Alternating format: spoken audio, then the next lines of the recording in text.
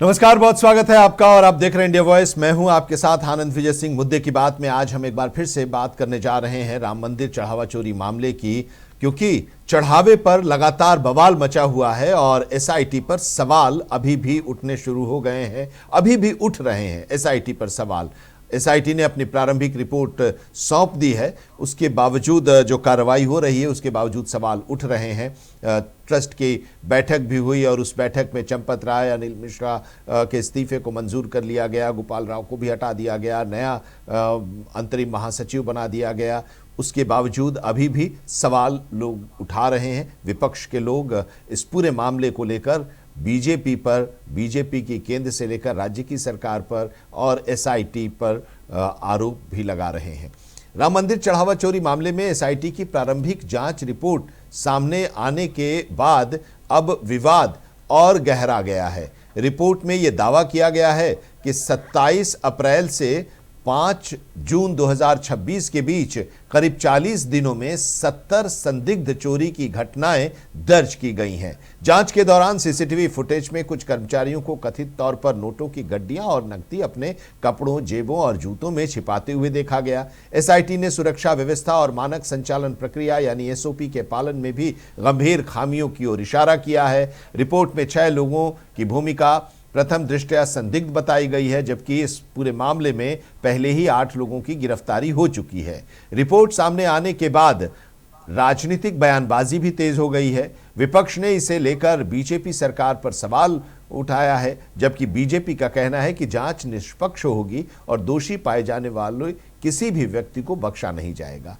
इन सब के बीच एक नई जो इस पूरे मामले में अपडेट है वो भी हम आपको बता दें कि अयोध्या के राम मंदिर चढ़ावा चोरी मामले में ट्रस्ट के पूर्व महासचिव चंपत राय ने पहली बार सार्वजनिक प्रतिक्रिया दी है और उन्होंने अपने ऊपर लगे आरोपों को निराधार बताया है। आश्वासन दिया है कि एसआईटी की अंतिम रिपोर्ट आने के बाद वो सभी आरोपों का क्रमवार जवाब देंगे और पूरा सच सामने आएगा। चंपत राय ने पत्र में लिखा है कि गत 6 जून 2026 से श्री राम जन्मभूमि मंदिर परिसर के दानपात्र की गणना के समय हुई कथित चोरी को लेकर तरह तरह की चर्चाएं चल रही हैं। व्यक्तिगत रूप से मुझ पर भी अनेक अनर्गल आरोप लगाए गए हैं। मैंने मौन धारण कर लिया है। और उन्होंने आगे लिखा है कि 6 जुलाई को हुई मंदिर ट्रस्ट की बैठक में एसआईटी की प्रारंभिक रिपोर्ट प्रस्तुत की गई, जो अब सार्वजनिक हो चुकी है, जबकि यह पहले परम गोपनीय थी। चंपत राय ने अपने पत्र में आगे लिखा कि मैं आप सभी को आश्वस्त करता हूं कि एसआईटी की अंतिम रिपोर्ट आने के बाद माफ कीजिएगा, एसआईटी की अंतिम रिपोर्ट आने के बाद फैलाए जा रहे सभी बिंदुओं पर क्रमवार अपना जवाब दूंगा और पूरा सच सामने आ जाएगा। उन्होंने अपने लंबे सार्वजनिक जीवन का भी जिक्र किया है और कहा है कि मुझे संगठन ने वर्ष 1991 में अयोध्या भेजा था। मैं पिछले 45 वर्षों से प्रचारक हूं। जहां जहां भी रहा हूं, मेरा जीवन एक खुली पुस्तक की तरह रहा है। सभी को आदरपूर्वक नमन। अयोध्या राम मंदिर के चढ़ावा चोरी मामले में श्री राम जन्मभूमि तीर्थ क्षेत्र ट्रस्ट की जो बैठक हुई, उस बैठक में चंपत राय और अनिल मिश्रा का इस्तीफा स्वीकार कर लिया गया। इस बैठक की अध्यक्षता ट्रस्ट के कोषाध्यक्ष गोविंद देव गिरी ने की थी। इससे जुड़े फैसले, चंपत राय और अनिल मिश्रा के इस्तीफे और मंदिर में आने वाले चढ़ावे की जानकारी को लेकर गोविंद देव गिरी ने कहा कि केवल इस्तीफे से ही सब कुछ सही नहीं होगा, बल्कि प्रक्रियाओं को बदलने से होगा। और इसी को लेकर आज हम चर्चा करने जा रहे हैं अपने मेहमानों के साथ। चढ़ावे पर बवाल, एसआईटी पर सवाल। लेकिन पहले जरा ये रिपोर्ट देखिए और सुनिए कि गोविंद देव गिरी जो कोषाध्यक्ष हैं, उन्होंने क्या कहा है, क्योंकि सबकी नजरें तो उन पर भी टिकी थी कि भाई ये सारा मामला सामने आया है और इस पूरे मामले पर को लेकर निशाने पर जो ट्रस्ट के कर्मचारी हैं वो आ रहे हैं। लेकिन अगर चढ़ावा चोरी हुआ है, अगर पैसे की चोरी हुई है, तो कोषाध्यक्ष को क्यों नहीं इस घेरे में लिया जा रहा है। अब उन्होंने क्या कहा है इस पूरे मामले को लेकर, पहले वो सुन लेते हैं, ये रिपोर्ट देखते हैं, फिर हम चर्चा करेंगे अपने मेहमानों के साथ। चोरी मामले में श्री राम जन्मभूमि तीर्थ क्षेत्र ट्रस्ट की सोमवार को हुई बैठक में चंपत राय और अनिल मिश्रा का इस्तीफा स्वीकार कर लिया गया था। बैठक की अध्यक्षता ट्रस्ट के कोषाध्यक्ष गोविंद देव गिरी ने की थी। इससे जुड़े फैसले, चंपत राय और अनिल मिश्रा के इस्तीफे और राम मंदिर में आने वाले चढ़ावे की जानकारी को लेकर गोविंद देव गिरी ने IANS से खास बातचीत की। उन्होंने कहा कि केवल इस्तीफे से सब कुछ सही नहीं होगा, बल्कि प्रक्रियाओं को बदलने से होगा। केवल इस्तीफे से सही नहीं होगा, प्रक्रियाओं को बदलने से सही होगा, और उन प्रक्रियाओं में जो बदलाव लाना है उसका हम पूरी तरह प्रयास करेंगे, और मुझे विश्वास है कि सब कुछ बदलेगा, निर्दोष कार्य पद्धति निर्माण होगी, उसका ठीक से संचालन होगा, और भगवान श्री राम के बारे में जो आस्था, मंदिर के बारे में जो आस्था लोगों की रही है, वो इसी प्रकार बनी रहेगी। राम मंदिर निर्माण से लेकर अब तक आए चढ़ावे को लेकर गोविंद देवगिरी ने कहा कि हमारी आय 3,200 करोड़ रुपए की हुई है। उसमें से मंदिर के कामकाज पूरे करके हमारे पास 1,800 करोड़ रुपए बचे हैं। हम लोगों के पास अब तक को जो सारा आय हुई है वो 3,200 करोड़ की थी। उसमें से सारे काम काज मंदिर आदिकों के पूर्ण होकर के आज हमारे पास 1,800 करोड़ शेष है। वहीं चढ़ावा चोरी की घटना उजागर होने के बाद मंदिर के दान में कमी आने की बातों को ट्रस्ट के कोषाध्यक्ष ने सिरे से खारिज करते हुए दान में उल्टा वृद्धि की बात कही। सारे न्यूज में यह है कि चढ़ावे के बाद में ये चोरी की वार्ता के बाद में वहां पर वृद्धि हुई है। चंपत राय के नैतिकता के आधार पर इस्तीफा देने या ट्रस्ट के उन्हें दोषी मानने से जुड़े सवाल पर गोविंद देवगिरी ने कहा कि चंपत राय के बारे में मेरे मन में कोई आशंका नहीं है। देखो, चंपत राय जी का मेरा पुराना परिचय है, बाकी लोगों का मेरा परिचय उतना नहीं है। चंपत राय जी को मैं इन एंड आउट जानता हूं, और इसलिए उनके बारे में किसी प्रकार की आशंका मेरे मन में इस समय भी नहीं है। उनकी कार्य पद्धति के लिए हमारा आक्षेप रहा, उसके लिए हम लोग उनको कभी सावधान भी करते रहे, लेकिन वो दोष उनका स्वभावगत है, कार्य पद्धति का दोष है, चारित्रिक नहीं। उनकी आर्थिक लिप्तता यदि कोई भी कहता है तो वो मुझे गलत लगती है आज भी। चंपत राय और अनिल मिश्रा के इस्तीफे के बाद अब नजर SIT की फाइनल रिपोर्ट पर है। 22 जुलाई को ट्रस्ट की अगली बैठक होगी। दान के प्रति लोगों के मन में दोबारा विश्वास कायम करना ट्रस्ट के लिए सबसे बड़ी चुनौती है। ये गोविंद देवगिरी महाराज हैं, ये ट्रेजरर हैं, कोषाध्यक्ष हैं, और ये साफ तौर पर कह रहे हैं कि 3,200 करोड़ रुपए की आय हुई, जिसमें से जो खर्च हुए हैं, काम जो हो रहे हैं, उसके बाद अब 1,800 करोड़ रुपए शेष बचे हैं, और जांच हो रही है, जांच सामने आएगी। चंपत राय को लेकर वो कह रहे हैं कि उनकी कार्य पद्धति से ज़रूर मतभेद था, लेकिन आर्थिक तौर पर उनकी संलिप्तता होगी, इस पर वो उन्होंने कहा कि उन्हें इसको लेकर विश्वास है कि चंपत राय इसमें शामिल नहीं होंगे। वो बहुत लंबे समय से उनको जानते हैं, और जो ये चंपत राय के बारे में उन्होंने कहा कि कोई आशंका उनको लेकर उनके मन में नहीं है। चर्चा हम करेंगे अपने मेहमानों के साथ, लेकिन एक ब्रेक के लिए रुकते हैं। जुड़े रहिए हमारे साथ।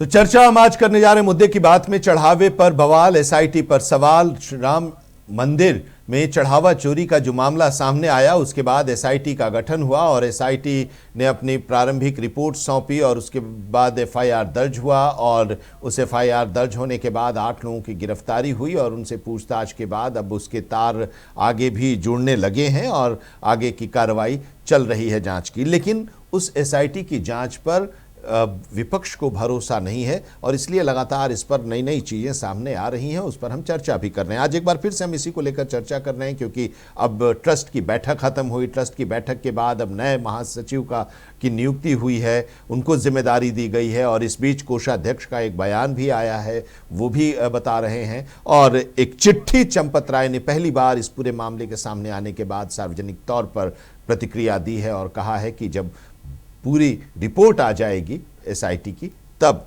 वो अपना मौन तोड़ेंगे और इस पर बोलेंगे। तो तमाम जो आशंकाएं हैं अभी निकल रही हैं, उस पर आज हम चर्चा करने के लिए हमारे साथ खास मेहमान जुड़े हुए हैं। आचार्य विष्णुदास जी महाराज महामंडलेश्वर हमारे साथ जुड़े हुए हैं, बहुत स्वागत है। प्रणाम महामंडलेश्वर जी, आचार्य जी आपका। विकास जोगी जी राजनीतिक विश्लेषक हमारे साथ इस चर्चा में जुड़ रहे हैं। विकास जी बहुत स्वागत है। राकेश अहीर जी समाजवादी पार्टी के प्रवक्ता हमारे साथ हैं। राकेश अहीर अपनी बातों को बड़ी बहुत दमखम के साथ रखते हैं, अपने तर्क को साथ रखते हैं। और सत्येंद्र त्यागी जी भारतीय जनता पार्टी के प्रवक्ता हमारे साथ हैं, वो तो लगातार इस पूरे मामले पर हम लोगों ने कई बार चर्चा भी की है और अपनी बातों को, अपनी पार्टी की बात को और इस पूरे मामले पर अपना पक्ष वो रखते रहे हैं। इसलिए चर्चा की शुरुआत हम आचार्य जी आपसे करना चाह रहे हैं। क्या है आपकी, अब इतने दिन हो गए, इतनी सारी बातें सामने आई हैं, आपको क्या लग रहा है? कुछ उम्मीद आपको है कि कुछ बदलाव होगा, व्यवस्था में बदलाव होना चाहिए? किस तरह, कहां पर चूक हुई, और आपको क्या लग रहा है कि जांच सही दिशा में जा रही है? अयोध्या भगवान श्री राम की नगरी से आपको जय सियाराम, सभी लोगों को जय श्री सीताराम जी।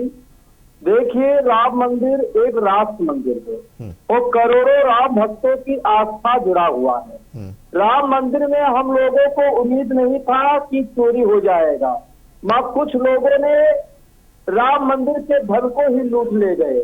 जैसे कहते हैं, राम नाम की लूट है, लूट सके तो लूट, अंत काल पछताएगा जब प्राण जाएंगे छूट।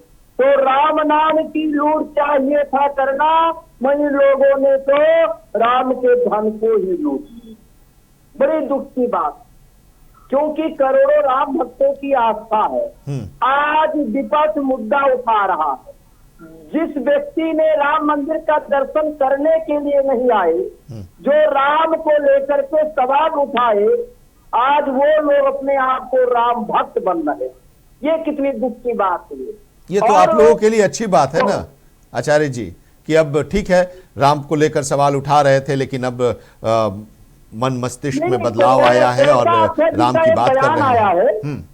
कोषाध्यक्ष जी कहते हैं कि हमसे तो कोई मतलब नहीं है, इसमें तो चंपत राय अनिल मिश्रा के द्वारा हुआ है। और मैं आपको बता दूं, चंपत राय अनिल मिश्रा के द्वारा ही नहीं, कोषाध्यक्ष के द्वारा भी हुआ है, क्योंकि ये ट्रस्टियों में जितने लोग थे सब ऐसे थे। काल को बैठक हुआ था, उस बैठक से हम लोग साधु संतुष्ट नहीं है, वो बैठक नहीं, वो नाटक हो रहा था। जब अयोध्या के संतों को लोग कहते हैं कि चंपत राय अनिल मिश्रा ने इस्तीफा दे दिया, अब वो इस्तीफा तो सबके सामने तो आना चाहिए। वो इस्तीफा का कोई कागज नहीं, कहीं कहाँ पे है वो इस्तीफा, क्या है क्या नहीं है, कुछ नहीं। अब मेरा तो कहने का मतलब है, राम मंदिर राम भक्तों का है, उस मंदिर में साधु संतों को रखना चाहिए और सनातन बोर्ड की गठन बहुत जरूरी है, क्योंकि बद्रीनाथ में चोरी हो रहा है, मथुरा में चोरी का खुलासा हो रहा है, ये कहाँ कहाँ चोरी होगा भाई।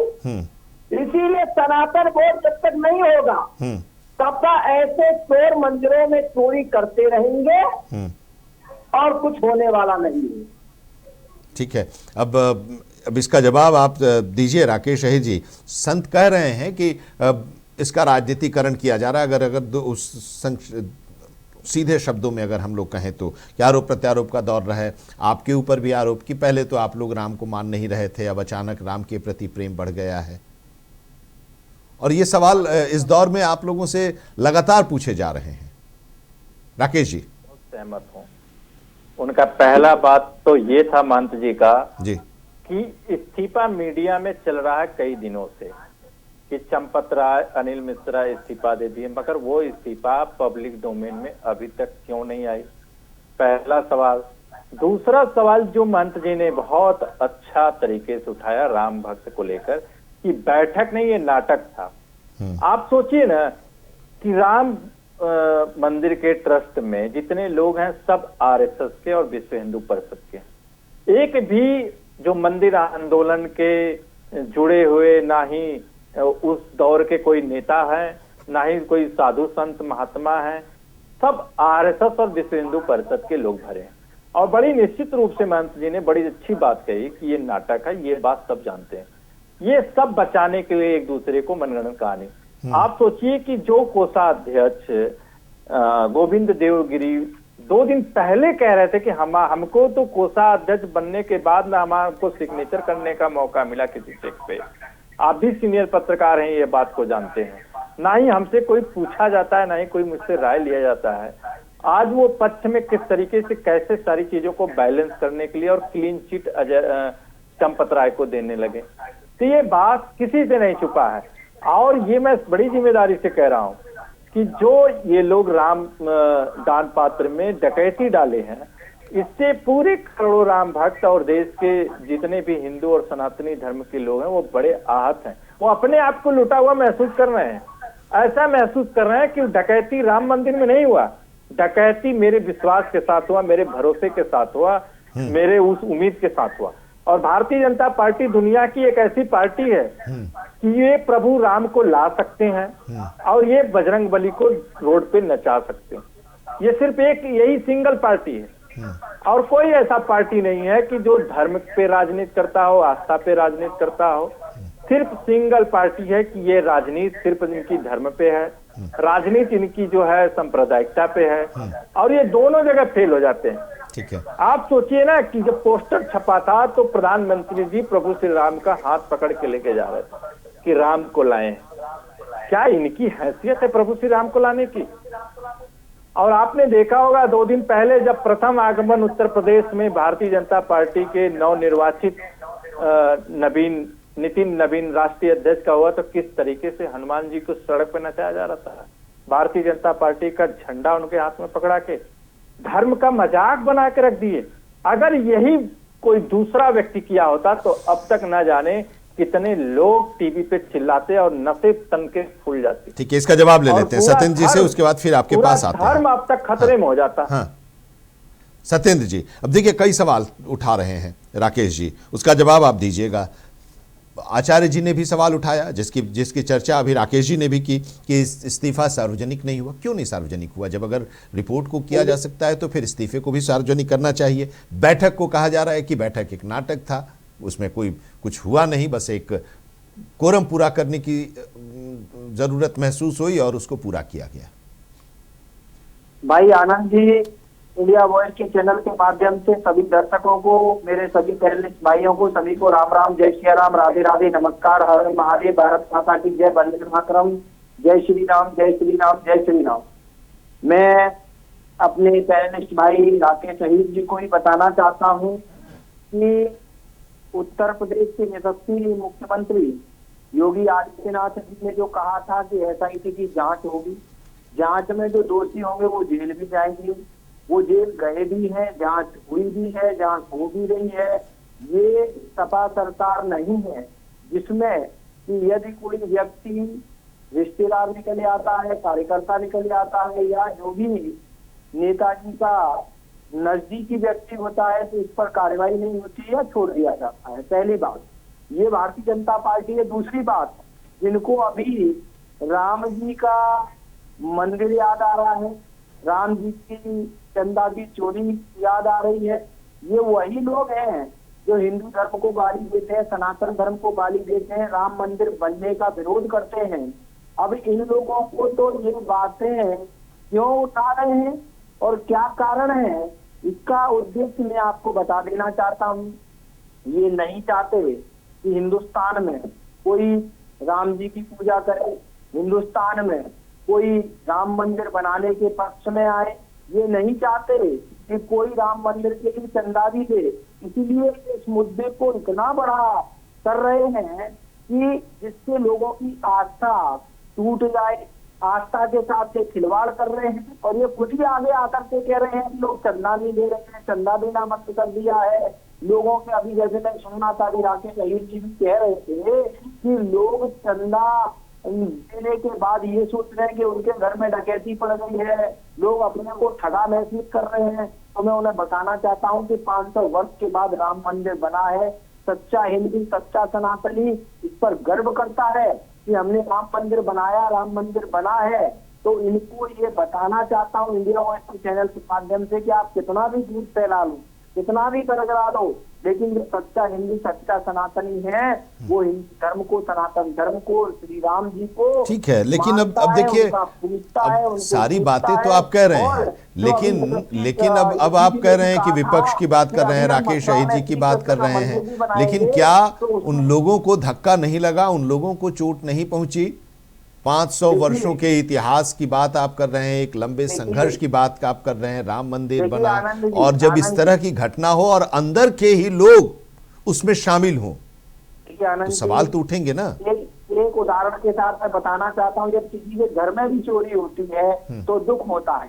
किसी की जेब में से 10 रुपए भी गिर जाते हैं तो दुख होता है। ये बात नहीं है कि दुख नहीं होता है, ये गलत हुआ है तो मैं कहता हूँ, हर व्यक्ति कहता है, लेकिन ये मैं कहना चाहता हूँ कि चंपत राय ही ईमानदार थे, हैं और रहेंगे।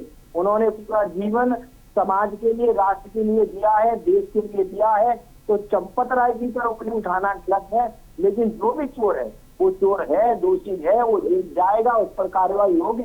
योगी जी, मोदी जी, भारतीय जनता पार्टी देश के लिए, राष्ट्र के लिए और भगवान श्री राम के लिए पूरे ईमानदारी के साथ काम कर रहे हैं। किसी को ठीक है, चोरी नहीं ठीक है। करने की विकास जी के चाहिए। पास जाए, एक छोटा सा जवाब, रिएक्शन राकेश जी आपका।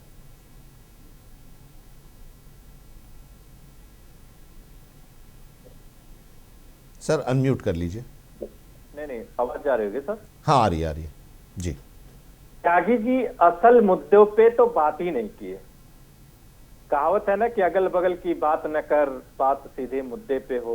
तो ये अगल बगल की बात कर रहे हैं, चंपत राय को क्लीन चिट दे रहे हैं। अरे सरकार, जब चंपत राय को क्लीन चिट आप दे रहे हैं तो फिर बिल्ली की जो दूध की रखवाली अगर बिल्ली को देंगे तो जाहिर सी बात है कि दूध तो चला जाएगा। तो हर व्यक्ति जानता है कि चंपत राय के नाक के नीचे कितने बड़े कारनामे हुए। इससे बेहतर तो चंबल के डकैतों में आस्था थी। चंबल के डकैत कभी जो है मंदिर को नहीं लूटे, कभी दान पात्र में डकैती नहीं की। आप तो चंबल से भी डकैतों से भी गए गुजरे लोग हैं कि दान पात्र में डकैती कर लिए, और दान पात्र में डकैती ही नहीं की, सीना चोरी भी कर रहे हैं। 8 लोग की गिरफ्तारी भी हो गई, लाखों लोग रुपया बरामद हो गया। उसके बावजूद भी कह रहे हैं चंपत राय ईमानदार है। चंपत राय पे अंगुली उठाना मतलब सनातनी धर्म का अंगुली उठाना।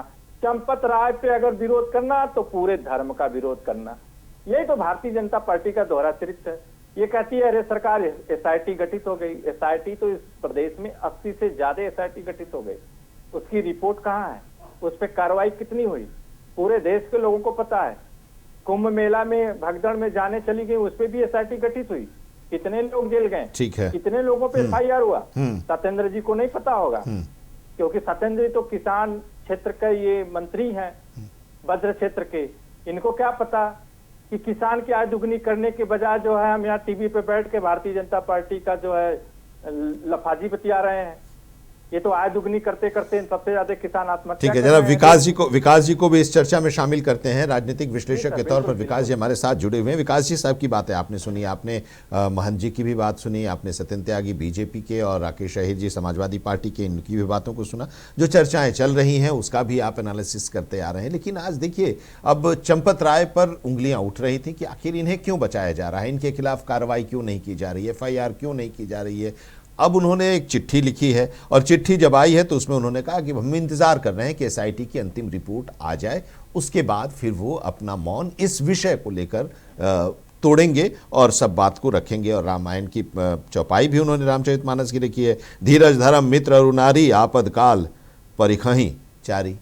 अब इसके साथ वो अपनी बात को अपने आप अपना बचाव, अपना इस पूरे मामले में उनके ऊपर जो आरोप लग रहे हैं उसको किनारे करने की कोशिश कर रहे हैं। आपको क्या लग रहा है अब इतने दिन के बाद, जब आज हम इस पर चर्चा कर रहे हैं, आपके साथ बैठे हैं, तो आप जरा अपने ढंग से एनालाइज करें। जी, विषय क्या है कि अभी तक मुझे लगता है कि ये जो राजनीतिक लोग जो इस राम मंदिर चढ़ावा चोरी को लेकर जो इतना हौला कर रहे हैं, इनको भी यही जानकारी नहीं है कि एक ट्रस्ट संस्था चला रही है राम मंदिर को। इसको ना कि कोई सरकार चला रही, और ट्रस्ट संस्था एक प्राइवेट लोगों की मिली हुई बनी हुई है। उसमें सरकार का कोई इन्वॉल्व नहीं होगा। सरकार सिर्फ और सिर्फ इतनी निगरानी रखेगी कि उस संस्था के खाते में कहीं से भी कोई ऐसा धन नहीं आ जाए जिसकी बाद में जवाबदेही संस्था को हो या फिर सरकार की निगरानी। सरकार तो निगरानी कर सकती है। और अभी साथी प्रवक्ता बोल रहे थे कि इसमें चंपत राय जी विभिन्न लोगों को ऐसा नहीं हुआ, एसआईटी बनती है, बिगड़ती है, ऐसा सब होता है। तो इसमें सिर्फ और सिर्फ सरकार इनके खातों की जांच करेगी। चढ़ावा चोरी हुई तो एसआईटी में ये पता लगेगा, सीसीटीवी कैमरे लग रहे थे तो उसमें कहाँ गलतियां हुई। लेकिन राकेश अहिर जी इस पर जरूर पूछेंगे सवाल आपसे, जो आप बात कर रहे हैं विकास जी। राकेश अहिर जी जरूर इस पर सवाल अपना वो बनाकर रखे होंगे पूछने के लिए कि भाई सरकार को आप किनारे कर रहे हैं कि प्राइवेट लोग के द्वारा ये ट्रस्ट चलाया जा रहा है, लेकिन नियुक्ति तो सरकार के द्वारा ही हुई है। नहीं, संस्था जो संस्था बनी है, राम मंदिर का जो ट्रस्ट बना है, उस ट्रस्ट में कौन लोग बने हैं? ट्रस्ट का एक अपना बायोलॉज, अपनी एक डीड होती है, उसमें हमें 5 लोग 7 लोग ऐसे करके लोग रखने होते हैं। तो उसके साथ में ट्रस्ट बना तो बनने में SIT हो गई। SIT होने के बाद में तो ट्रस्ट के लोग अपना आपस में तय करेंगे कि आगे की चीजें कैसे क्या होंगी। और रहा मैं अभी ये बताने वाला था कि ट्रस्ट के बाद में जो चंपत राय जी वाला जो विषय है, तो इसमें SIT जांच कर रही है, उसमें SIT तय करेगी कि इसमें कौन आरोपी है, कौन रहेगा, क्या रहेगा। अब एक साथ कोई इतना ऐसा तो है नहीं कि सीधे प्रदेश की वर्तमान सरकार आए और सीधे मतलब उठाए और एनकाउंटर कर दे, या कोई ऐसा हो कि वो बुलडोजर चल जाए। ऐसी प्रक्रिया वाला विषय नहीं है। SIT ही होगी जांच, और जांच होने के बाद भी सारी चीजें सारे तथ्य सामने आएंगे। उसके बाद में जो FIR जो हो रखी है, अगर उसमें लगेगा तो FIR में तो लास्ट टाइम तक भी नाम बढ़ जाते हैं, उसके बाद भी आदमी जेल जा सकता है। और दूसरा रहा कि मैं बहुत लंबे समय से ये देख रहा हूँ कि चाहे अधिकांश लोग राम मंदिर चढ़ावा हो गया, अभी कुछ घटना बद्रीनाथ से भी सुनने को आ रही है, ये एक हिंदू धार्मिक स्थलों पर ही क्या चढ़ावा चोरी ऐसी घटनाएं होती होंगी। अभी राकेश जी ने ये बोला था कि कुंभ में एक भगदड़ हो गई, उसमें SIT बनी, उसमें क्या हुआ। तो मैं ये नहीं समझ पा रहा इस देश के राजनेताओं के लिए कि सिर्फ और सिर्फ हिंदू धार्मिक स्थलों पर ही भगदड़ होती है, या फिर हिंदू धार्मिक स्थलों में ऐसा होता है कि अन्य मुस्लिम धर्मों में ऐसा कुछ नहीं होता। अजमेर शरीफ में भी भगदड़ हुई थी, हाजी अली की दरगाह पर भी भगदड़ हुई थी, निजामुद्दीन औलिया करके कोई है उसकी भी दरगाह पर भगदड़ हुई थी। ऐसे भगदड़ तो बहुत जगह होती है, जहाँ भीड़ इकट्ठी होगी वहाँ जो कुछ न्यूसेंस लोग होंगे तो वहाँ भगदड़ हो जाएगी। और रहा इसका के मतलब सिर्फ मंदिरों पर ही नोटों की निगरानी, मंदिरों पर ही चढ़ावा कितना आ रहा है कितना नहीं आ रहा, उसको सार्वजनिक किया जाए, उसकी सारी चीजें सब लोगों को बताई जाए कि अन्य जो मुस्लिम के धार्मिक स्थल हैं देश में, बड़े धार्मिक स्थल हैं जिसमें हिंदू मुस्लिम सारे लोग जाते हैं, उनकी भी निगरानी कैसे होगी। उस पर आज तक कोई मुद्दा नहीं उठाया इतने लंबे समय से। जिस तरीके से राम मंदिर पर SIT, राम मंदिर पर जांच हो रही है, तो मुझे लगता है कि अजमेर शरीफ है, निजामुद्दीन औलिया की दरगाह है, हाजी अली की दरगाह है, और ये ना जाने भिन्न भिन्न तरीके की जो दरगाह, उन पर भी तो चढ़ावा बहुत ज्यादा चढ़ता है, वो भी तो देश का ही पैसा है। उस पैसे पर भी निगरानी होनी चाहिए, उस पर भी सरकारें, उसमें SIT की जांच होनी चाहिए, उसमें SIT रिपोर्ट बननी चाहिए, तो पता लगेगा वो पैसा जाता कहाँ पर है। कहीं ऐसा हो देश विरोधी गतिविधियों में वो पैसा शामिल होता हो, ये उस पर कोई बात नहीं है, क्योंकि सारा उस पर कोई बात नहीं हो रही है। अब इसका राकेश शहीद जी इस पर जवाब देंगे। राकेश जी, अब देखिए, आप अपनी बात रखिए, और साथ ही ये भी कहा जा रहा है आजकल भारतीय जनता पार्टी की तरफ से भी ये सवाल उठाए जा रहे हैं कि ठीक है, मंदिर में ये घटना हुई या दूसरे मंदिरों में इस तरह के घटनाएं सामने आती हैं तो उस पर सवाल उठते हैं, लेकिन दूसरी तरफ वक्फ का या फिर मस्जिदों के बारे में कोई सवाल नहीं उठता कि उनके पास कहाँ से पैसे आ रहे हैं, उनको कौन डोनेशन दे रहा है, उस पर कभी कोई सवाल नहीं उठाया जाता है आप लोगों के द्वारा। और विकास जी भी यही सवाल कर रहे हैं।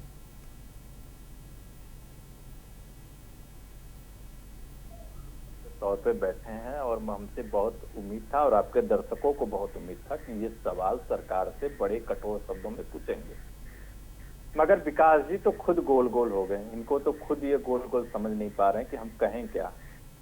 आप बताइए कि SIT की बात कर रहे हैं, अभी तो कह रहे हैं कि सरकार का कोई हस्तक्षेप नहीं, वो प्राइवेट एजेंसियां हैं। इनको यही नहीं पता कि PMO ने इसको गठित किया है और उसमें सब RSS और विश्व हिंदू परिषद के लोग भरे हुए हैं। और ये जब कह रहे थे कि मुसलमान के जितने भी धार्मिक स्थल हैं वहां भी भगदड़ होते थे, अरे भैया, या इसका मतलब कि मुसलमान के यहाँ अगर भगदड़ हुई, वहां लोगों की जान चली गई, तो हमारे यहाँ भी जान चली जाएगा, तो कोई मतलब नहीं, कोई बात नहीं, कोई सवाल नहीं। क्या इसका ये काट होता है? ये नजरिया है आपका तय करने का।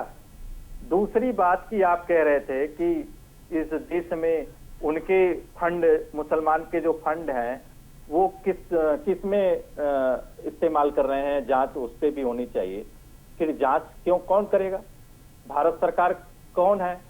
भारत सरकार के पास एजेंसियां हैं, विपक्ष के पास तो एजेंसियां है नहीं कि विपक्ष जांच करेगा या विपक्ष सवाल करेगा। भारत सरकार है, भारत सरकार जांच करे, उनके पास एजेंसियां हैं, उत्तर प्रदेश की सरकार है, वो लगातार जांच करे, निगरानी रखे कि कहाँ फंड जा रहा है। और मैं समझता हूँ कि प्रभु श्री राम मंदिर से लेकर जितने भी हिंदू के धार्मिक मंदिर हैं, सारे के चढ़ावा सिर्फ नागपुर क्यों जा रहा है? नागपुर में जाके उस पैसे का क्या हो रहा है? उस पैसा फिर नागपुर से दिल्ली जा रहा है, दिल्ली से जो है विपक्ष की पार्टियों को, सांसद विधायकों को खरीदा जा रहा है, उनकी पार्टियों को तोड़ा जा रहा है। यही तो पैसा इस्तेमाल हो रहा है या और किसी काम में इस्तेमाल हो रहा है? हमको एक तो बता दीजिए कि जो मंदिर बना हो, एक अच्छा मेडिकल कॉलेज बना हो, उस पैसे से पूरे जिले का सुंदरीकरण बना हो।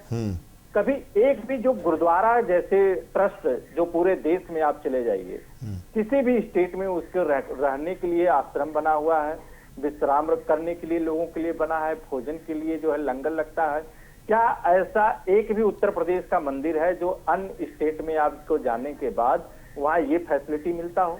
लाखों करोड़ों हर मंदिर पे चढ़ावा होता है, मगर हम लोग ये चाहते हैं कि अगर धर्म का पैसा, आस्था का पैसा, तो आस्था पे खर्चा हो और उसमें साधु संत हो, जो साधु संत जो प्रभु श्री राम मंदिर के आंदोलन में रहे हो, उनको सेवा करने में लगे हो। जब विनय कटियार आंदोलन के इतने बड़े चेहरा, जब वो मीडिया में कह रहे हैं कि मैं अब तक एक बार गया और वो भी एक बार गया तो मुझसे पास मांगा गया।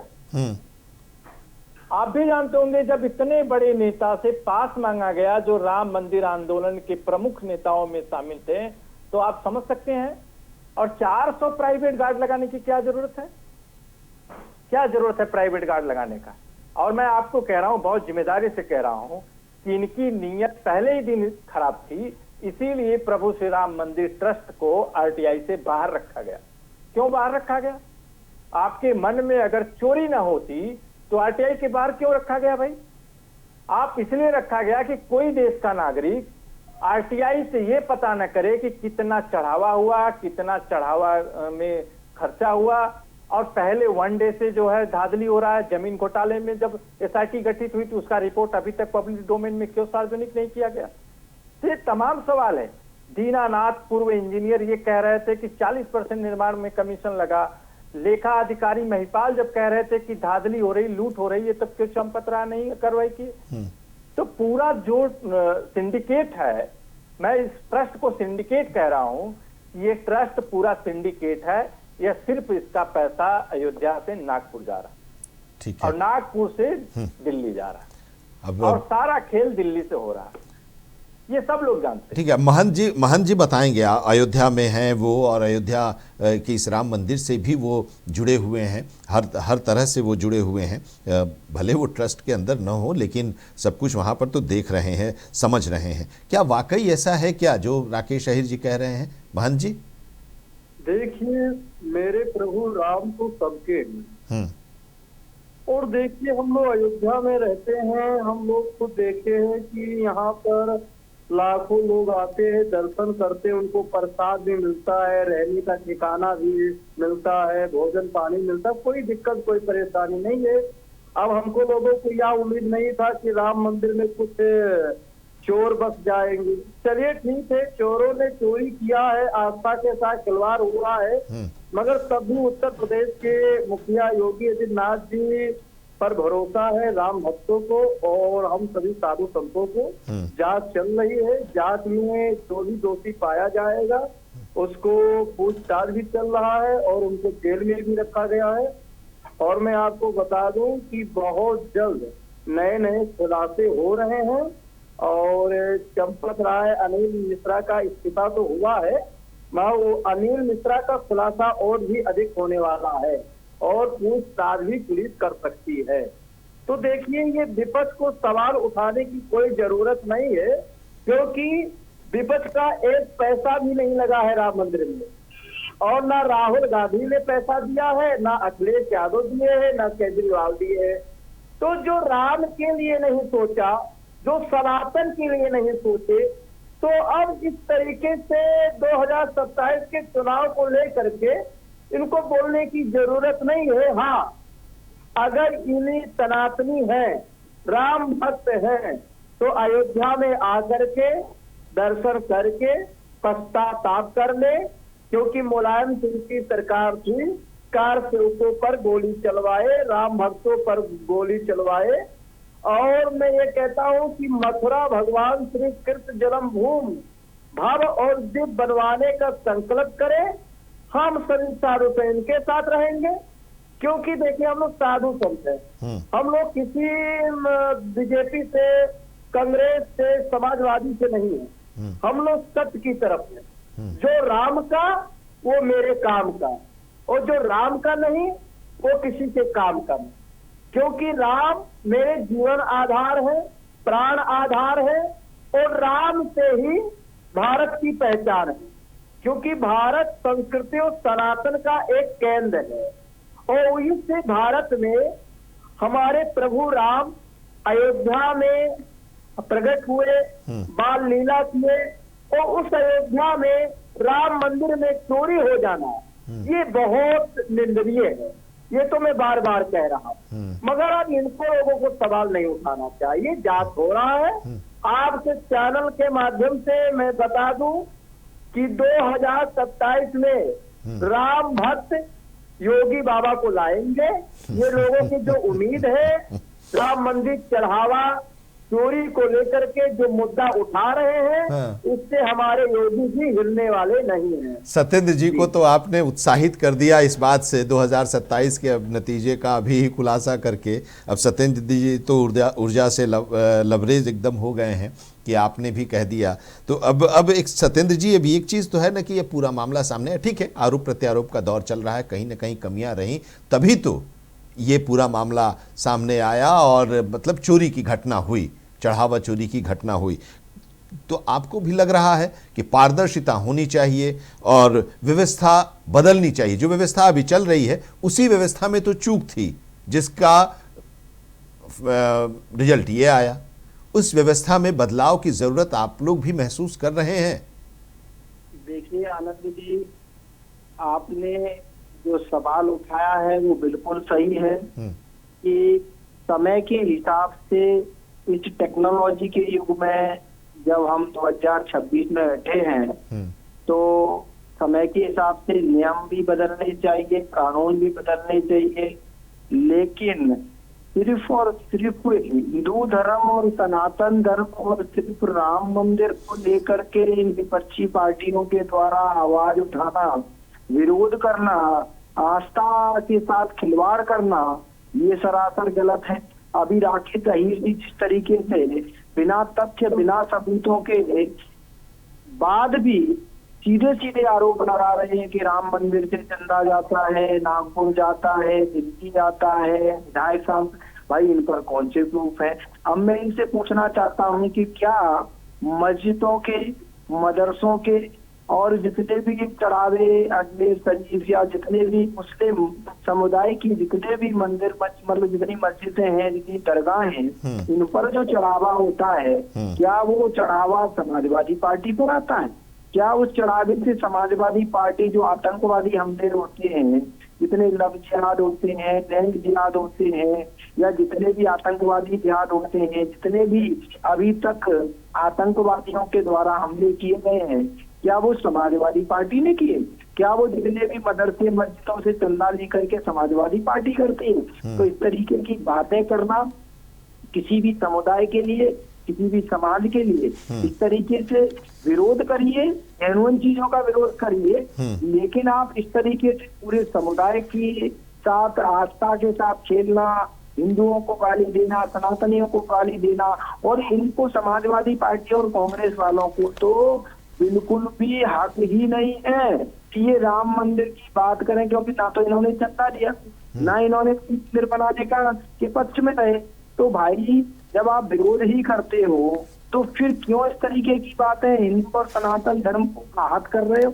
करिए आप बात, फिर मस्जिदों की भी करिए ना बात, आप दरगाह की भी करिए। आपने जो भी सवाल उठाया, बहुत अच्छा सवाल उठाया कि पारदर्शिता होनी चाहिए, नियम कानून बदलने चाहिए, इस तरीके की घटनाएं नहीं होनी चाहिए, लेकिन सिर्फ और सिर्फ हिंदू और सनातन धर्म के मंदिरों के प्रति ये बातें करना, एक मुद्दा हमको मिल गया। अब इससे हम कैसे आगे के लिए प्लानिंग करें, हम इससे हम कैसे आगे अपने देश में जो भी लोग चंदा देते हैं, क्योंकि ये हर धर्म की आस्था से जुड़ा हुआ सवाल होता है। मैं उदाहरण देता हूँ अजमेर शरीफ का।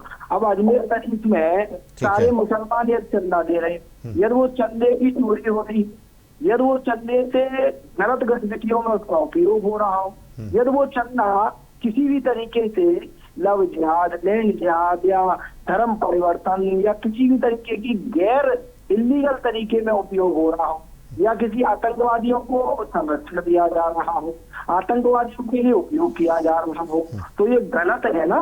तो जो आपने सवाल उठाया कि क्या हमको भी लगता है कि पारदर्शिता होनी चाहिए, नियम कानून बदलने चाहिए, तो सिर्फ मुझे ही नहीं 140 करोड़ देशवासियों को सबको, क्योंकि अब तो ये सवाल जब ये अब देखिए आप जो बातें कह रहे हैं कि सब जगह ऐसी स्थितियां होनी चाहिए और पारदर्शिता होनी चाहिए, ट्रांसपेरेंसी होनी चाहिए, लेकिन एक राम मंदिर से लोगों की भावनाएं जुड़ी हुई थी, एक बड़े वर्ग की भावनाएं जुड़ी हुई थी, इसलिए अगर वहां पर ऐसा कुछ होता है तो जाहिर सी बात है कि सबके मन में एक बड़ी चोट होती है। चाहे क्योंकि हमारा देश तो है ना, हम आस्तिक, हमारे यहाँ रहते हैं, हमारे यहाँ नास्तिक भी रहते हैं, मानने वाले भी ईश्वर को और ईश्वर को नकारने वाले भी रहते हैं, लेकिन सिर्फ हम इसलिए ये कह दें कि जो नकार रहे हैं उनका अधिकार नहीं है, लेकिन अगर आस्था पर चोट है तो जाहिर सी बात है कि इस पर गंभीरता से सोचनी चाहिए। विकास जी, अब एक सवाल अभी ये भी है ना कि भरोसा अब उठ रहा है, थोड़ा सा डगमगाया तो जरूर है, उस भरोसे को बहाल करना भी है।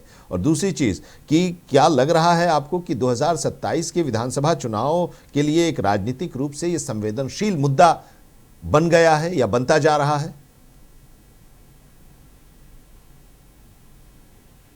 विकास जी,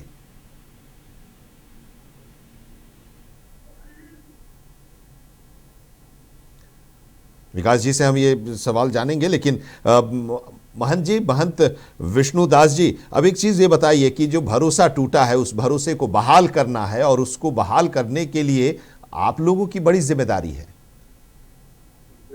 सही बात है। और देखिए, करोड़ों राम भक्तों का जो भरोसा है उसको बढ़ाने के लिए एक ही उपाय है कि राम मंदिर में जितने 33 सदस्य हैं सबको बाहर कर देना चाहिए। अयोध्या के संतों को रखना चाहिए और अयोध्या के संतों के परंपरा के अनुसार वहां पूजा पाठ हो, राम भक्तों को चरणामृत मिले। ऐसे लोगों को नहीं रखना चाहिए जिनका राम मंदिर दर्शन करने जाते हैं तो चरणामृत बंद कर दिया गया। ये बताइए, जो राम भक्त जाते हैं उनको प्रसाद मिलता है, चरणामृत मिलता है, श्रद्धा और विश्वास से जाते हैं, और जहाँ चरणामृत बंद कर दिया जाए कहीं ना कहीं राम भक्तों के आस्था के साथ बहुत बड़ा चोट पहुंचे। इसीलिए मेरा मानना है कि जब ऐसे चोरों को बाहर करने के बाद जब जेल में रखा जाएगा तो पूरे राम भक्तों को विश्वास हो जाएगा और फिर उनको भी लगेगा कि हाँ, राम राज में ऐसे चोरों को भी दंड मिल रहा है। ठीक है, क्योंकि राम राज में तुलसीदास जी कहते हैं कि राम राज बैठे त्रिलोका, हर्षित भये गए सब शोका। वो तो नर नारी हर्षित हो गए थे जब भगवान सिंहासन पर बैठे। फिर बोले कि देहिक देविक भौतिक तापा, राम राज काहू नहीं जापा। तो राम जी के राज में तो सब राजा थे और प्रजा के लिए हमेशा वो सोचते थे, और ये कैसा राम राज है जहां भक्तों को चरणामृत नहीं मिल रहा है? तो ये गलत मेरे विचार। चलिए, एक भरोसा फिर से बनाना होगा और भरोसे को जगाना होगा। जो लोगों की आस्था थोड़ी डगमगाई है उसको फिर से बहाल करना एक बड़ी चुनौती है और एक बड़ी जिम्मेदारी भी है, और महंत जी कह रहे हैं कि इस जिम्मेदारी को निभाना सबके लिए ज़रूरी भी है। बहुत शुक्रिया हमारे साथ इस चर्चा में जुड़ने के लिए आचार्य विष्णुदास जी, महामंडलेश्वर विकास जोशी जी, राजनीतिक विश्लेषक राकेश अहिर जी, समाजवादी पार्टी के प्रवक्ता, और सत्येंद्र त्यागी जी, भारतीय जनता पार्टी के प्रवक्ता। आप सभी का बहुत बहुत धन्यवाद हमारे साथ इस चर्चा में जुड़ने के लिए। मुद्दे की बात में आज इतना ही। देश दुनिया की खबरों के लिए देखते रहिए इंडिया वॉइस।